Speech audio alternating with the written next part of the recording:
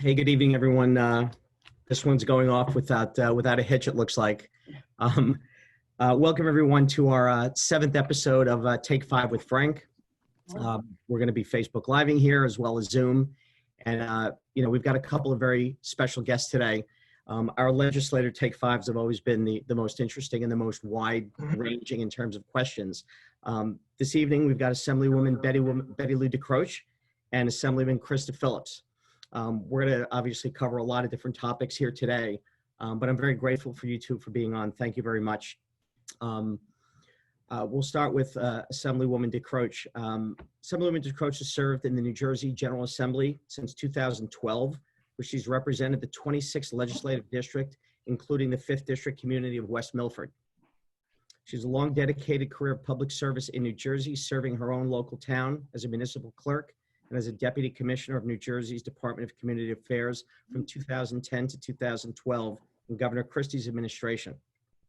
Assemblywoman DeCroce currently serves as Deputy Republican Leader in the Assembly and serves on multiple committees, including the Aging and Senior Citizens Committee and the Financial Institutions and Insurance Committee. Assemblywoman DeCroce, thank you so much for being here today. Thank you, Frank.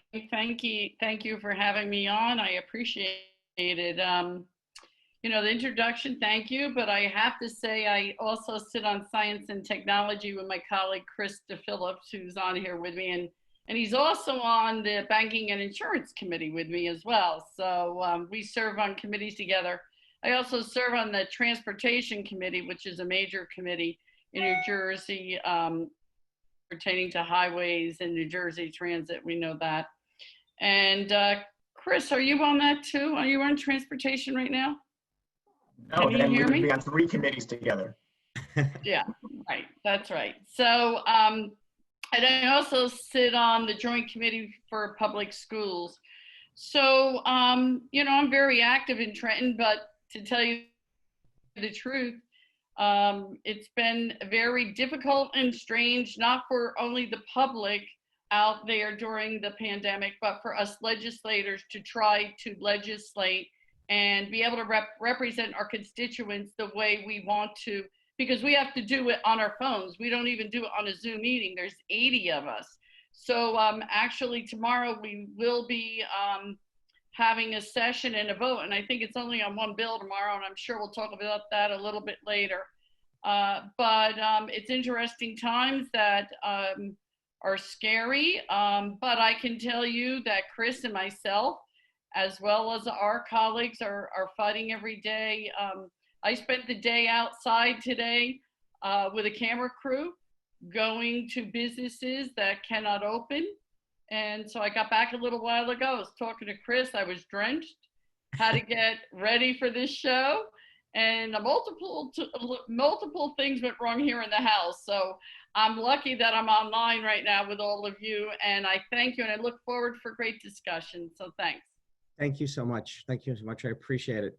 Assemblyman DePhillips has served in the General Assembly since 2018. He was elected to the Assembly after serving on the town committee as mayor of his hometown of Wyckoff. Assemblyman DePhillips has brought extensive experience to local government and has experience as vice president and general counsel of Porzio Life Sciences. Assemblyman DePhillips currently serves in the following committees: the Financial Institutions and Insurance Committee, the Judiciary Committee, and the Science, Innovation, and Technology Committee. Now, I think I got all yours right. Absolutely. Thanks, Chris. So, well, Frank, thank you for the kind invitation to have me join today. It's always a pleasure to be with BettyLou. We serve on 2 committees together. We're a good team. We introduce a lot of legislation together that covers not only our districts, but the interests of the state. Our interests are aligned also in regard to this pandemic. And, it is, as BettyLou said, it's a sad time. It's a scary time for our state and for our districts. Make no mistake, there is a lot of pain going on in New Jersey right now.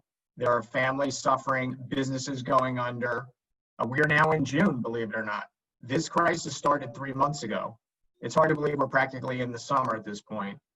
But we can talk about those issues tonight around when is the appropriate time to start opening businesses. I mean, businesses are sputtering all over the state. Tomorrow, We have I would say, an historic vote in the state assembly, which I think is going to be a very bad development for the state because I assume it's going to pass.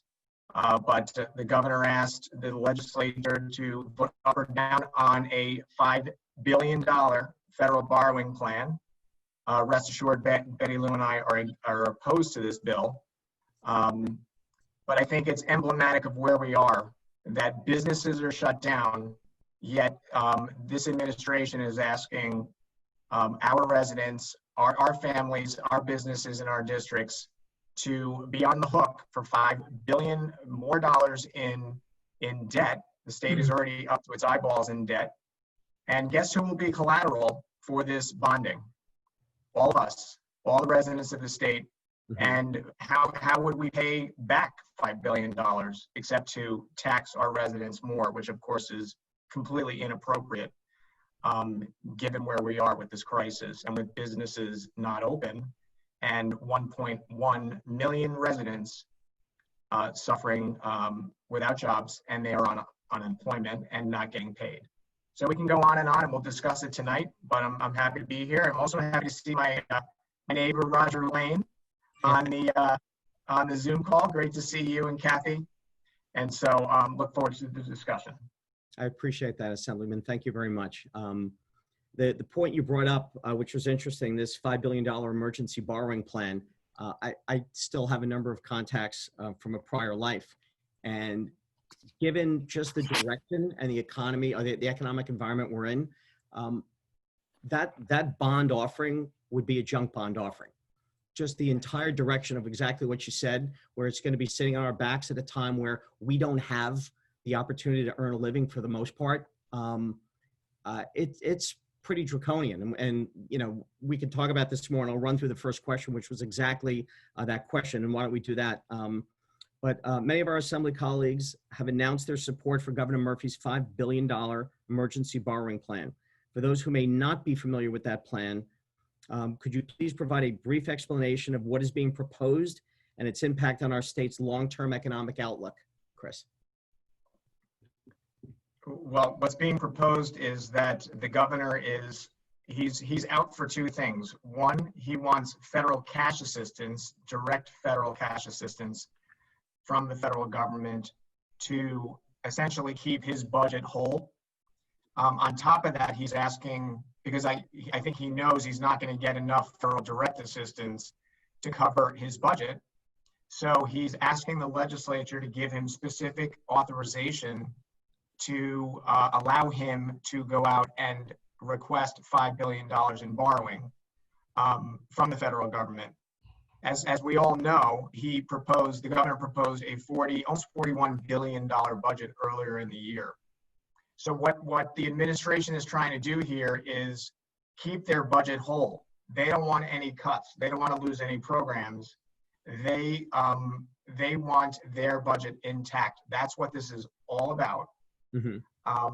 And he would rather, it's a preference that they've declared, they would rather have federal money coming in to shore up the budget rather than opening businesses and having money flow into the state treasury through business activity. So it's a choice, it's a policy choice. I'm against the policy choice. I know Betty Lou is as well. And that's really what this is all about. It's about the budget and also keeping businesses closed until this issue is resolved, because it doesn't fit the narrative to have businesses open and be flush with cash and then money coming into the treasury. It defeats the purpose of the request for the federal money. So that's where we are on the no vote. Right. Assemblywoman DeCroce, what Chris was just talking about was obviously that ability to borrow. The flip side of that is, do you see the opportunities where there can be some substantial cuts? It's a two-way street, you know, when it comes to that. Do you see anything there that? Let me say this, Frank, and so our listeners can really understand how deep this goes. I came out of local government. I worked in local government for 21 years. I worked in county government, and then I was in the Christie administration, as you said, a deputy commissioner for DCA. So I oversaw every budget for every municipality in New Jersey, every county budget, and every authority budget. So with that being said, I can tell you the 19 budgets that I put together in local government, we were never allowed to bond operational monies. And that is exactly what the governor is going to do. He wants to bond operational monies, which number one is unconstitutional to do it without a referendum on the ballot for the people to decide. So number one, that's a problem right in itself there, which I'm sure legal suits will come from it if he moves forward with the vote tomorrow. The Assembly will vote on it. If it goes through, we have to see what the Senate's going to do. Mm-hmm. Look, there's 1.5% the federal government is offering in loans. So why not take that 1.5%? So I talked about it deeper today with some other people, and I hear back that the governor doesn't want it because it's more short term, and he wanted longer term. So, I said, well, number one, if he doesn't open up, he needs revenue. Yeah. That's where the problem is. And no revenue is going to come into the state of New Jersey if you keep all the businesses closed. So that's why today I was following a camera crew from a diner, from a salon, from a restaurant to a dance studio, and on and on and on. So, and then I watched TV tonight, and it's a short clip we get. But the real thing is, if the state opens and opens properly, we had put a plan together, Unlock New Jersey. If they did it, the revenue would start coming in, and then he could really start looking at his budget. But more importantly, he needs, look, every governor that comes in, and whether you're a governor, you're a freeholder, you're a local official or a mayor, you all come in with your desires, what you would like to have, what you want to show you represent. But, here's the problem. The governor has to become realistic, and he has to look at it, and he's got to take out the fun things he wants. When I say fun things, they're the things that he ran on when he ran for election that he wanted to, have there for the public. He's got to cut that out of the budget. He's got to take these good feel things out of the budget. He's got to go through line item from line item and cut it out. And he needs to get back to the basics. Every municipality since 2010 has had a 2% cap, but the state of New Jersey never did. So he needs to have a bare bones budget this year, like municipalities have had to deal with. And then we start building once we get our economy back into place. And, my question was, well, take the 1.5%, and then when things get going well, go to permanent bonding and pay that off. He's a financial guy. Why is he not being smarter about this? But I think it's because he wants what he wants, and he doesn't want to give up anything. Here's the scary part to the people and to everyone that's listening. The way he's going to pay for this, and my colleague Chris DePhillips just spoke about it, is you're going to pay for it. But do you know how you're going to pay for it? And this is written in the bill that they're going to pass tomorrow, and us Republicans are going to say no. They're going to, once a year, put a surcharge on your property tax bill, and you're going to pay it that way.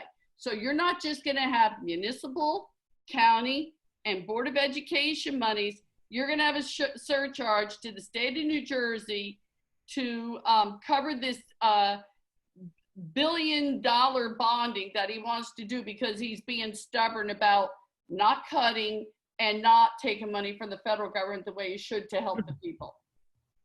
Yeah, I think people have been talking for a while about the mismanagement at the state level.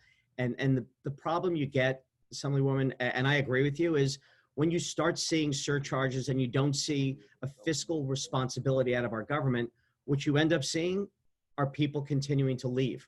And that exacerbates the problem now, because when you lose the 1 or 2%, you have to dip down into 3 and 4 and 5 and 6%.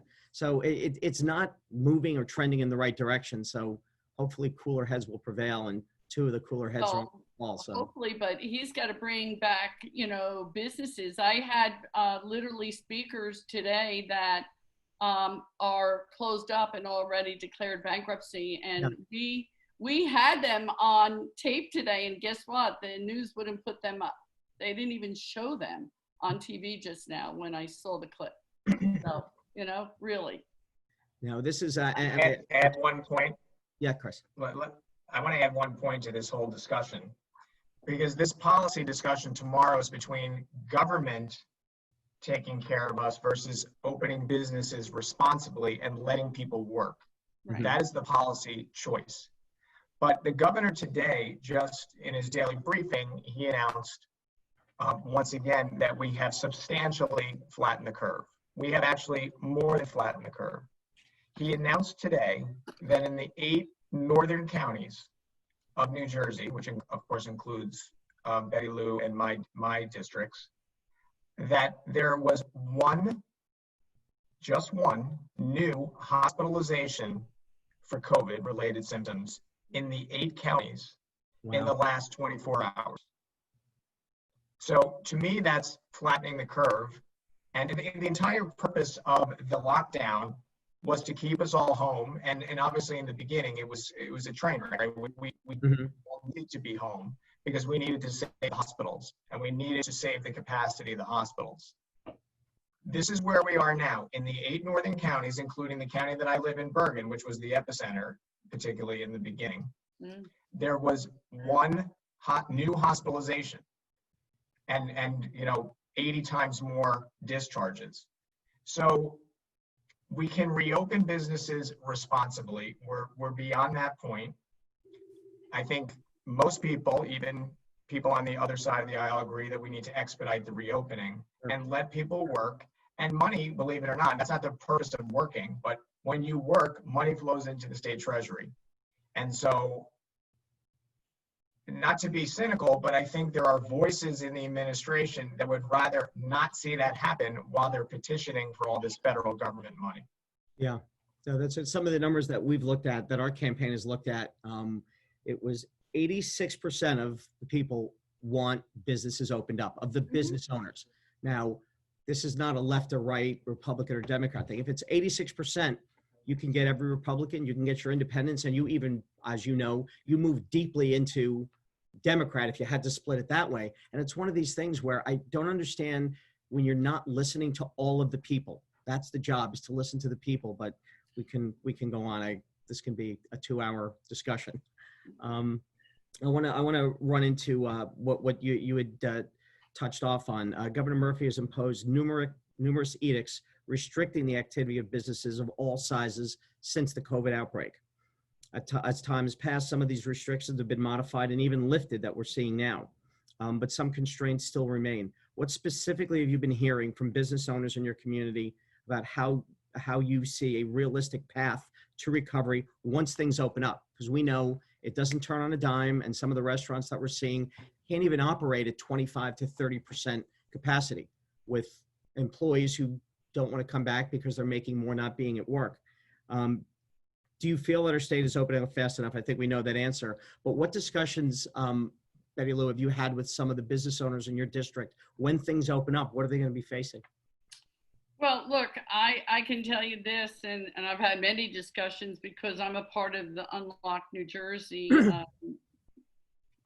theme that's going, not a theme, but a plan to open up the whole state.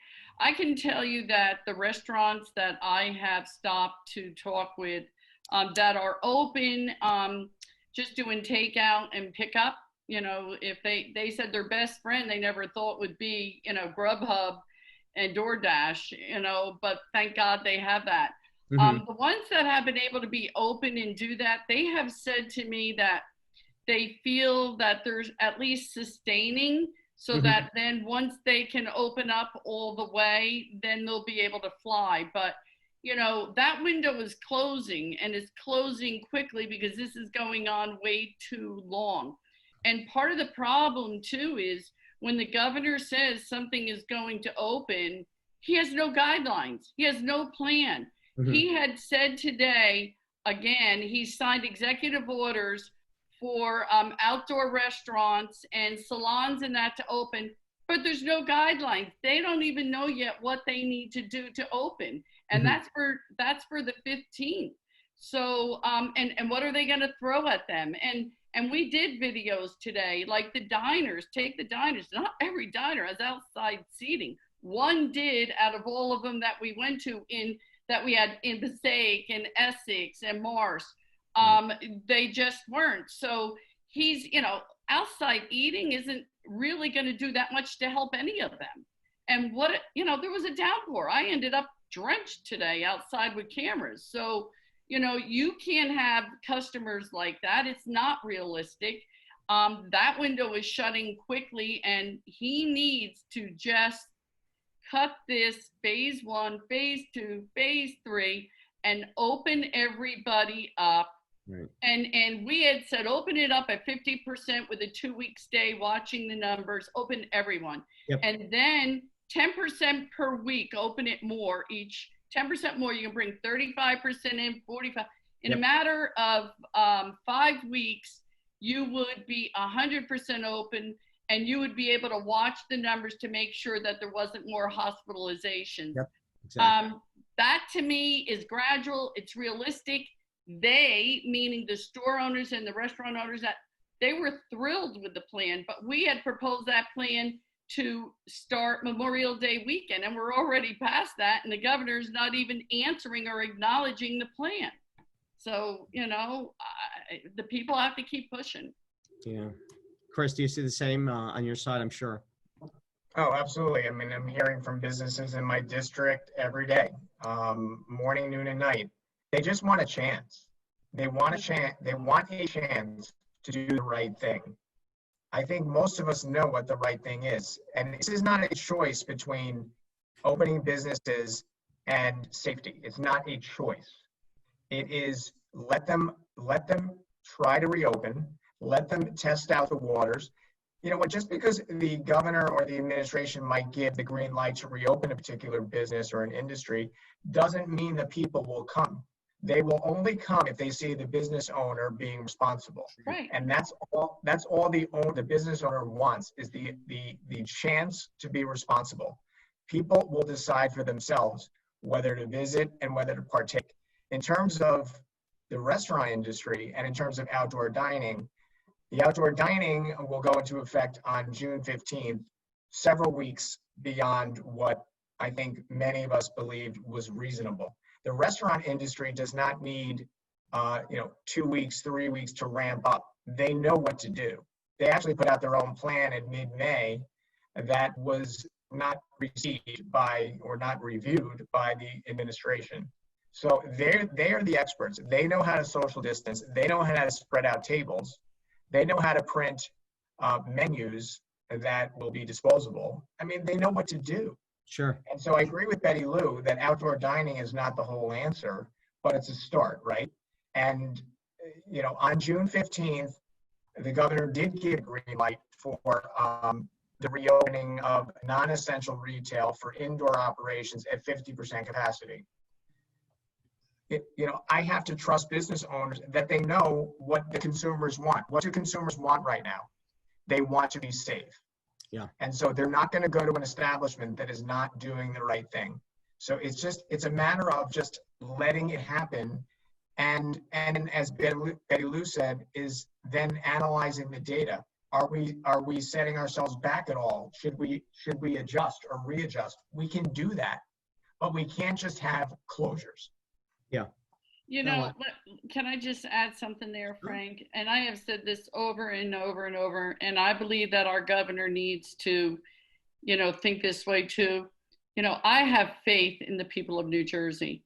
I believe and have faith in the business owners in New Jersey, and I give them the respect of doing the right thing. They don't want to be sick. They don't want their employees sick or their customers sick. So it's all about faith and believing in, and I believe that the people of New Jersey will do the right thing. We're resilient. We're a great state. Mm-hmm. And we just need to be able to do it. And I really, today when I was speaking, I literally said, when I looked around and I saw stores that were never going to open again, and I truly meant it from the heart, was it can make you cry. Yeah. Because people are losing what they work so hard for. And we're not sure. You ask, are we sure? Is this going to open up and be okay? Not in the timetable that's going. The timetable is what's very scary. And then the guidelines holding out. As Chris said, retail can open on the 15th, but they don't know how they can open yet because there's no guidelines given to them. And what's it going to be? Yeah, with the 19,000 small businesses that we have in this district, not only are they under a huge disadvantage, but the rest of corporate America is allowed, BettyLou, to your point, they're allowed to start to figure out a plan. And not just the big box stores, but financial services firms, these larger firms, they're being allowed to self-regulate. They're being allowed to look 2, 3, 4, 5 years forward and say, how am I going to change my business based on what's happening now? Our small businesses are not allowed to do that. The way you take that first step, open the door and let them start to operate. They already know there isn't anyone on our small businesses who hasn't had someone very close to them be very sick or pass away. To your point, Right. they're very sensitive and they understand how to do this the right way. Right. Well, that kind of rolls into another. You guys are both great communicators. That's something, when we were talking here about having the both of you on, you're both legislators, you're both great communicators. If we had this 2 months ago and 3 months ago and 5 months ago, the topics would have been different. And leads to another question. Over the past 6 months, we've seen our national focus move from impeachment to the COVID crisis to this shutdown. Can you both speak generally to how you as legislators and your offices handle the changing narratives as they go along? Because we've seen, again, this was 3 or 4 months where big picture issues have changed. How do you handle it from your level with your districts? I can say this to you, Frank, that I'm always have been a true believer in you're only as good as the people that surround you. So my staff is a great staff. My office has stayed open throughout the pandemic. And I have 2 each day in, and we rotate that. But my staff, I make sure, and they know everything that I know, unless it's confidential and it's something that I cannot talk about. But they know how I think, they know how I feel, and they know how to act on things when I'm not there. But we're always communicating. But the phones, as Chris knows, the phones have not stopped, and mainly over unemployment. And our staffs have taken a lot of brutal calls, and you can understand, and they have stayed very sensitive to the people and trying to help them because people are scared. They're upset. Some people still do not have money yet. They haven't received their unemployment money. So my staff works well with my constituents. And how do I gauge that? I gauge it by the way people tell me they're acting. And I don't have complaints. And so I surround myself with the staff that I can work with, trust, and know that they're going to work with the people. Every day is a different day in each of our offices. For every office in the state of New Jersey that's a legislative office, there's new issues every single day. And because it's not just the state, it's your towns. I represent 13 towns. So in 13 towns, I have different issues all the time. So my staff has to be able to adapt. I need to be able to adapt. I give my cell phone number. People can get a hold of me. I'm accessible. I can be talked to, and I will go out and talk to them. So, that's, it's not easy. Remember this, our staff is full time. We're supposed to be part-time because we have real jobs too. Right. But, lately, our real jobs are on the back burner, and we've been taking care of business here in New Jersey. And why? Because we represent our constituents and we want to be there to help them. And right now, they need every ounce of help that they can get. And I know I'm there. I'm not going to speak for Chris, but I'm going to say I know he is too. So, Chris, you as well. Yeah, no, BettyLou hit the nail on the head. I mean, our staffs are 24/7 with our residents, with the families in our districts, as well as our businesses. And, you know, it's about giving residents hope that they're going to get through this. The people who are calling our district offices are waiting for an unemployment check. They're telling us that they have 2 more weeks. Their business is gonna go under if something doesn't change or something doesn't reopen within a week or 2. Those are the calls we're getting.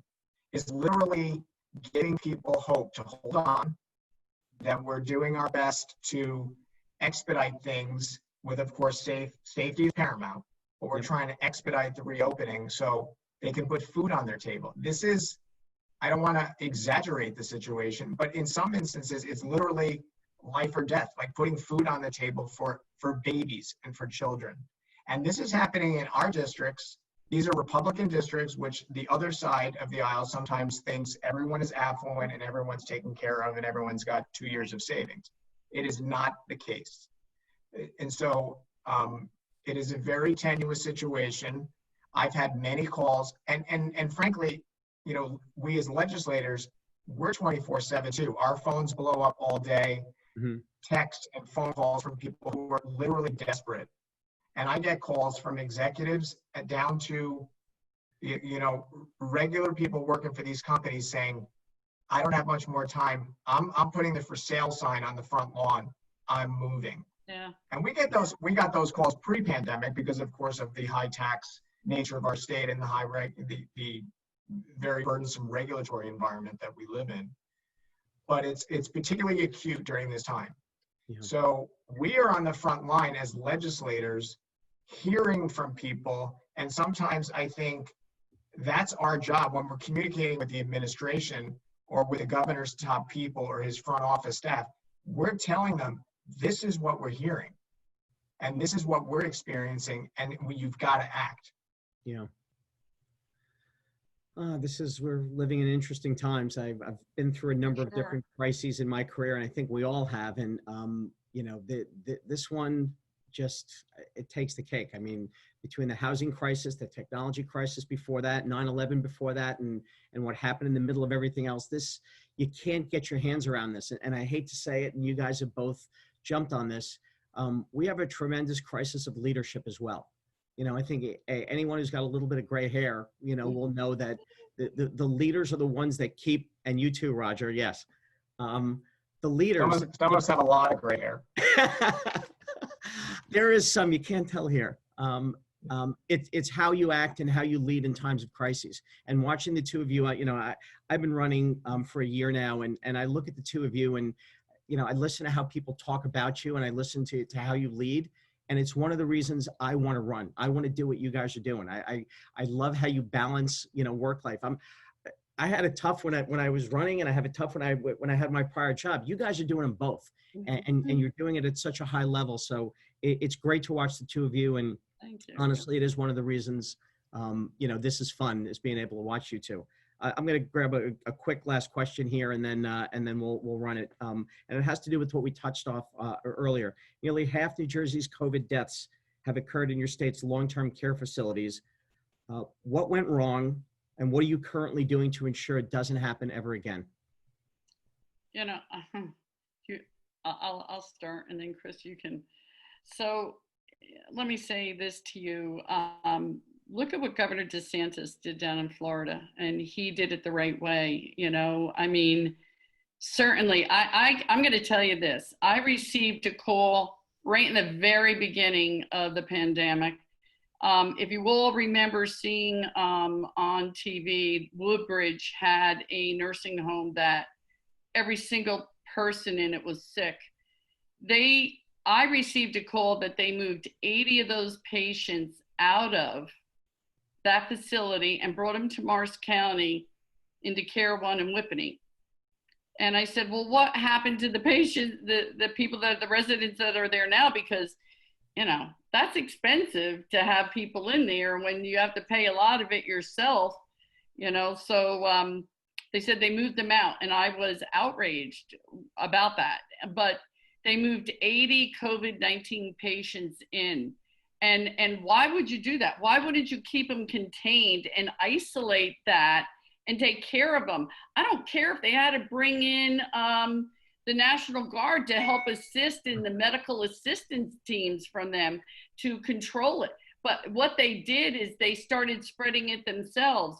The long-term facilities, look, I could go on forever about this, but between nursing homes and assisted living, there needs to be a lot of work and a lot of changes pertaining to the requirements and the help, because there's a lack of help within these facilities already, which the Department of Health knew that before the pandemic. I could go on about this for hours, but I know that our Assembly colleague, Ron Dancer, has a bill that I'm on that is looking into all of this as to the structure of these kind of facilities and the requirements pertaining to how many aides per patient, et cetera. And that's where the problem starts. And when you start allowing to bring sick people in where there's well people that are elderly, what do you think is going to happen? I mean, you don't need to be a rocket scientist to figure that one out. And to me, it's atrocious. It's irresponsible. And I think that when this is really looked into, people need to be held accountable for it.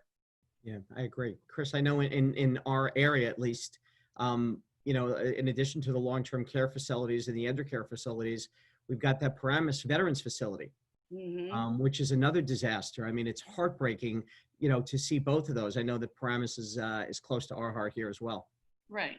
Yeah, I 100% agree. I think that the legislature has a role here. This is not a government of one, and that is not a knock on Governor Murphy. It is our system of government. We have the strongest governor system in the country, and he's taking advantage of, I shouldn't even say taking advantage. He is working within that system of government where it's basically executive order after executive order. That's our system. You can't blame him for that. That's the way it is. However, we're trying to change that. We have sponsored in our caucus legislation to bring his executive orders within regular review by the legislature. And beyond that, we need to have hearings to review the commissioner's actions and the Department of Health's actions in respect to the long-term care facilities, the veterans homes, like you mentioned, and try to figure out, and I think the administration should welcome this, right? I mean, I think the governor's, he's already said that we will do a top to bottom review. And one of the questions that we will ask is why the commissioner literally insisted that COVID patients coming out of hospitals be returned to their homes, their nursing homes, and she called them their residences. That's where they live. And she made that choice. And so we need to analyze that and figure out why that happened, because for obvious reasons, as BettyLou mentioned, that exposed people to a risk of harm. And so the legislature needs to exert itself into this process so that it's not just, you know, one person deciding for the entire state what happens and when it happens. We do have co-equal, you know, branches of government. Admittedly, the executive branch has strong power in New Jersey, but it's a balancing, and we don't necessarily need to wait until the pandemic is over to ask these questions and get the answers we need. Right. No, I agree.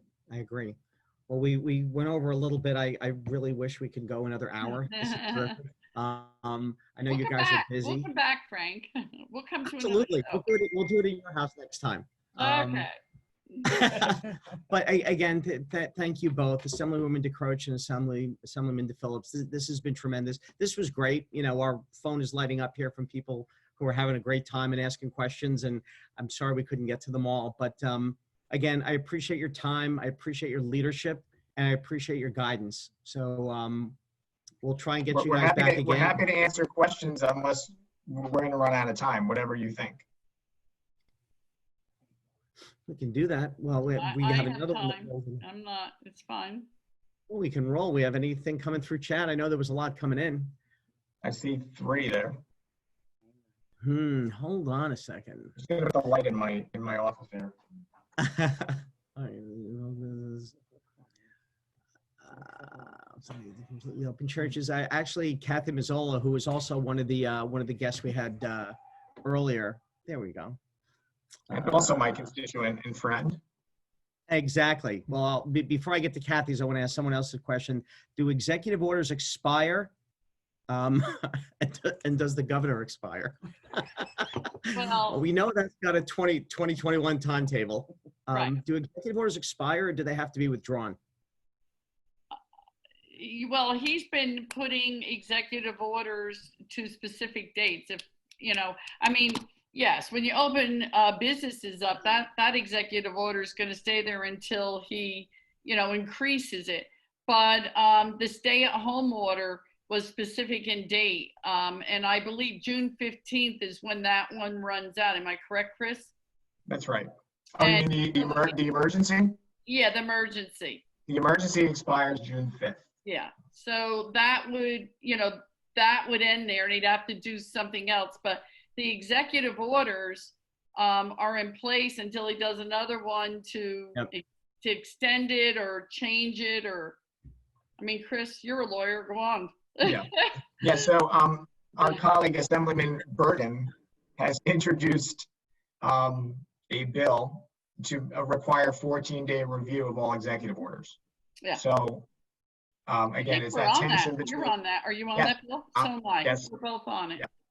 We're both co-sponsors, and it's a valid bill to basically let the legislature exert itself into at least a review of the executive orders, and they will expire without legislative approval. Yeah. So. Yeah, and I think that it gives him up to 15 days ability to do an executive order, and then the legislature has to act if they're going to let him extend it. Am I correct? That's right. Yeah. That's right. Terrific. Okay, now we'll get to Kathy Mazzola's question. It was a two-part. You guys could jump on either one. Does the opportunity exist to create a break for leases for small business owners and medical practices? And then the other question that we asked rolls into, and I think everyone on this call would agree, and I don't understand the inconsistency, is we need to completely open up these churches and synagogues. And we're not talking about opening them up completely. I've talked to a few churches, and they've got distancing plans in place that are as good or better than some of the restaurants and some of these big box stores have. I just don't understand why that's not being allowed to happen on a regular basis. So we can answer, I think, Chris, if you want to jump on the small leases, the small business leases and medical practice questions. Yeah, Kathy, I might need a little more information on that. I'm not sure exactly what you're getting at with the question in terms of the leases. Yeah, I think are we going to let Kathy on? So a lot of the small businesses and medical practices are really going bankrupt quickly. The PPP carried us through May and probably the end of June, but we're all facing a huge shortfall. Many of us have turned around and asked major leaseholders if we could have a rent abatement of, 75% or 50%, for 3 months, just to get us through so we don't go bankrupt, so our businesses don't close. Is there any way we could, encourage this or support this in the state assembly? Yeah, that's a tough one in terms of sort of mandating that through legislation. Yeah. Certainly, I would support it, and I know BettyLou would support it, and I think it would have to be negotiated. I don't think there's anything currently in the executive orders prohibiting that from happening. But BettyLou, what do you think? I'm only going to say that if there's contractual agreements, there's at least is a contractual obligation, and since it's in writing, it's a contract. I don't know if the government can interfere with that. The government cannot interfere with a written contract and a lease. The only thing that maybe the government could do is try to assist your facilities with some financial support.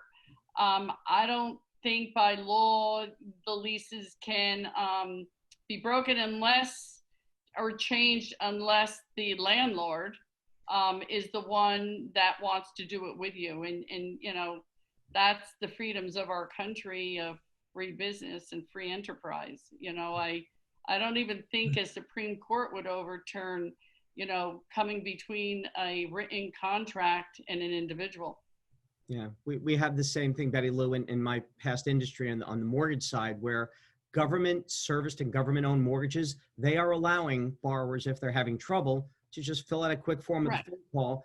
But if your loan sits with a private label securitization or it's owned by a private, they don't have to do anything for exactly the reason that you stated. It's a private contract. Yeah. So, and what was the second part of the religious the churches, yeah. So I'm going to say that if the governor had taken the plan that my group put together, and actually Rosemary Becky is part of that plan too, Frank, is who's running for Congress, is Unlock New Jersey. We said to open everything. So that meant churches, synagogues, retail, everything would open up. And if he had done that, you know, this piecemeal thing to me is, you know, unconstitutional, because who is he to decide who's more important than the other? And I don't think he's above God. And I believe that religious churches, synagogues, you know, whatever religious belief somebody is, they should have the right to go and pray. And I believe that social distancing would be handled properly. And again, it's having faith in the New Jersey people and faith in our own. And I think he needs to get more of that within himself, is to believe in the New Jersey residents, businesses, reverends, you name it. More faith has to be put there. Yeah, I agree. Chris, you were going to say, sorry? Yeah, I was going to say there has to be flexibility. I mean, my parish basically seats 800 people. So the current executive order says no more, you know, no indoor gatherings of more than 10 people. I mean, you can have social distancing in a house of worship like the one that I go to. You can have, you know, I'm not saying have 800 people, but you can have more than 10, that's for sure.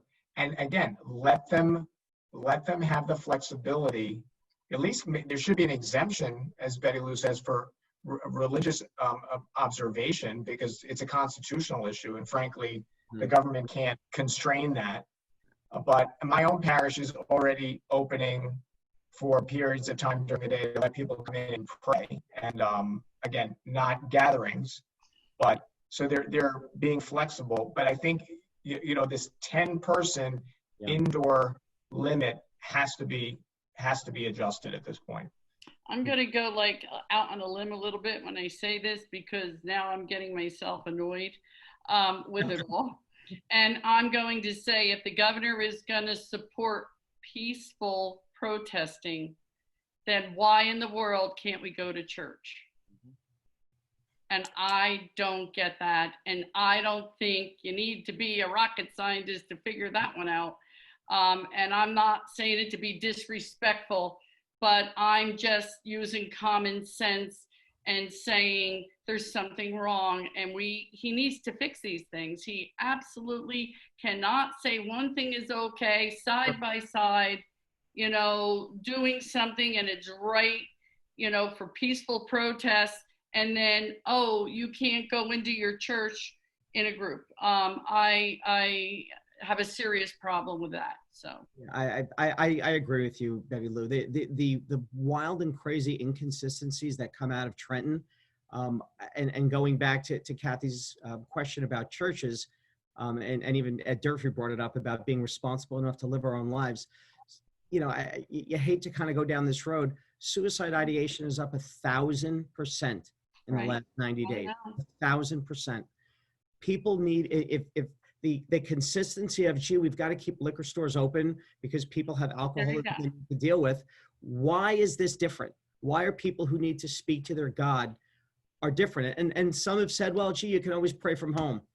You know what? And you can drink from home. I sort of get it. Oh, right. You had, right. Yeah, you know, I know, but I can say that I was so angry that day. I saw side by side. He was texting out there that I texted on my phone right back to him and said side by side, then opened up all of New Jersey.